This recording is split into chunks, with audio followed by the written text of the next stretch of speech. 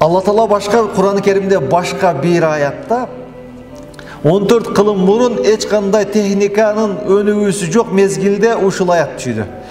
Eğer de kim menin aytkanımdan baş tartkan bolsa, asmanga götörülüp baratkanda adamdın dem alууsu kısılgan siyaktı kısılıp yaşayt dedi.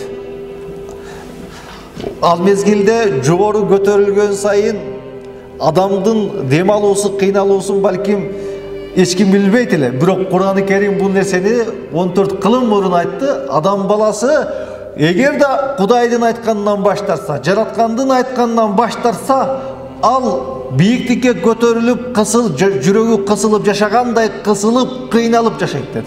Çınıgı baktılуулuk bul iymandуулukta. Eğer de adam balasında iman bolbosa al baktısız adam.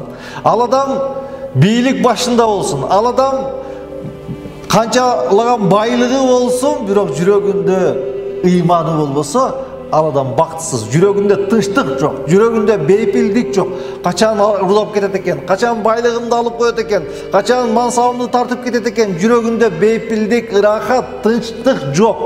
Анткени жүрөгүндө ыйман жок. Кудай Таалага болгон ишенич жок. Кудай Таала кааласа берет, кааласа алат деген жүрөгүндө тынчтык жок болгондугу үчүн ал адамдын жүрөгү кысылып жашайт экен, кыйналып жашайт экен. Ошон үчүн Алла Таала Кур'ан-ы Керимде эмне деп айтты? Эгер де ыймандуу болсоңор, силерге ырахаттуу, бейпил, тынчтык жашоо тартуулайм деди. Бактылуулуктун башаты бул ыйманда жатат.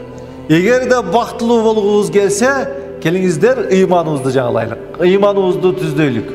Gün sayın adam bolup yaşaганга аракет кылалы.